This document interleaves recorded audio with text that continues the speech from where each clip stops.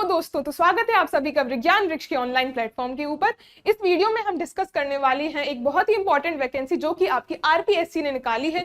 इस वीडियो में आपके पास जो भी एमएससी केमिस्ट्री कर रहे हैं बच्चे, उनके लिए बहुत ही बड़ी खुशखबरी है, क्योंकि यहाँ पर ये जो गवर्नमेंट वैकेंसी है, इसमें जो बहुत खास बात है इसका है पे स्केल, जिसमें आपको क्लास नंबर 14 का आपको यहाँ पर पे स्केल प्रोवाइड किया जाता है, जो कि अराउंड आपका 56,000 प्लस होता है। साथ में अगर आप अदर अलाउंसेस और एचआरए इंक्लूड कर लो तो आपको यहाँ पर ओवरऑल ईयरली आपकी 80 to 85,000 प्लस जो सैलरी है वो आपको यहाँ पर प्रोवाइड करी जाती है। तो यहाँ पर इस वीडियो में हम कंप्लीट डिटेल डिस्कस करेंगे, तो एक एक करके आप यहाँ पर सारी की सारी डिटेल्स यहाँ पर मैं डिस्कस करूंगी, तो आपके लिए वीडियो बहुत ही ज्यादा बेनिफिशियल होने वाली है। तो सबसे पहले आपको करना क्या है, आप आरपीएससी के होम पेज पर जाएंगे और होम पेज पर जाने के बाद आप इस साइट को जब क्लिक करेंगे तो आपके पास कुछ इस तरीके का पेज ओपन हो जाएगा। तो इस पेज में आपको क्या करना है, यहाँ पर आपके पास इस साइट पर आप देखेंगे तो आपके पास न्यूज एंड इवेंट्स का जो फोल्डर है उसमें आप जब व्यू ऑल पर क्लिक करेंगे तो व्यू ऑल पर क्लिक करने के बाद यहाँ पर आपके पास जो भी सारी के सारी डिटेल्स हैं वो आपको प्रोवाइड करी गई है। जब आप नीचे स्क्रॉल करेंगे तो आप जब 16 अक्टूबर का जो आपका एडवर्टाइजमेंट नंबर है इस पर जब आप क्लिक करेंगे तो इस पर क्लिक करने के बाद आपके पास पीडीएफ ओपन हो जाएगा कुछ इस तरीके से। तो इस पीडीएफ में आप जब देखेंगे तो यहाँ पर आपको सारी की सारी वैकेंसीज का डिटेल दिया गया है। हम यहाँ पर बात करेंगे एमएससी केमिस्ट्री वाले बच्चों के लिए। तो एमएससी केमिस्ट्री वालों बच्चों के लिए आप जब सीरियल नंबर 8 पर जाएंगे तो यहाँ पर 8 नंबर पर आपको ARO यानी कि एग्रीकल्चरल रिसर्च ऑफिसर की आपको यहाँ पर पोस्ट के बारे में दिया हुआ है, और ये सारी की सारी एग्रीकल्चरल केमिस्ट्री से रिलेटेड पोस्ट है। अब यहाँ पर आप देख सकते हैं कि जो 9 नंबर है ये आपकी टोटल नंबर ऑफ वैकेंसीज है। यहाँ पर टोटल यानी कि आपकी सारी की सारी कैटेगरीज मिला के आपकी 9 वैकेंसीज यहाँ पर आपको देखने को मिलेंगी। इसके साथ अगर बात करें एलिजिबिलिटी की तो आपको यहाँ पर जो हमारी कैटेगरी नंबर 8 थी, तो 8 में आप देख सकते हैं कि सेकंड क्लास एमएससी केमिस्ट्री यानी कि आप सेकंड डिवीजन से भी अगर आपकी एमएससी केमिस्ट्री है तो भी आप इस पोस्ट के लिए एलिजिबल होने वाले हैं।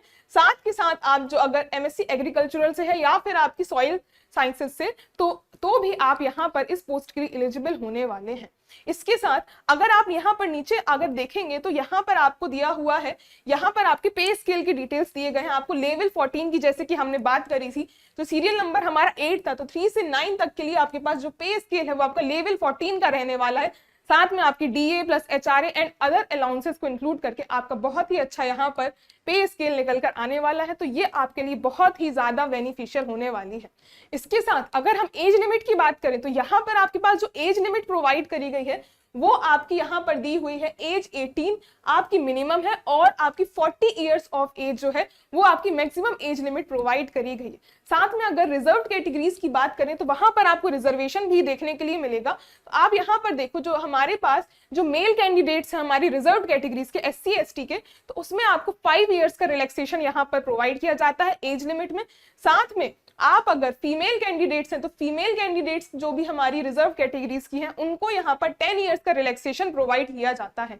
जनरल कैटेगरीज की अगर वुमेन कैंडिडेट्स की बात करें तो जनरल कैटेगरी में भी आपको वुमेन को 5 इयर्स का रिलैक्सेशन मिलता है, और अगर वुमेन कैंडिडेट आप विडोड हैं या फिर आप डाइवोर्स्ड हैं तो उनको यहाँ पर कोई भी अपर एज लिमिट नहीं है, यानी कि आप किसी भी एज की हो आप यहाँ पर अप्लाई कर सकते हैं।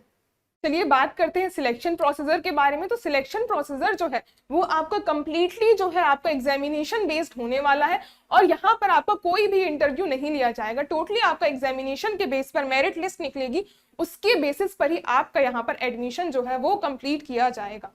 और यहाँ पर अगर इंपॉर्टेंट डेट्स की अगर हम बात करें तो यहाँ पर जो इसका एप्लीकेशन फॉर्म है वो आपका 21 अक्टूबर को रिलीज होने वाला है, और साथ में आपका ये जो डेट है 19 आपकी नवंबर तक ये आपकी कंटिन्यू रहेगी। रात के 12 बजे तक आप फॉर्म फिल कर सकते हैं 19 नवंबर तक। तो ये आपके इंपॉर्टेंट डेट्स जो है ये आपको ध्यान में रखनी है।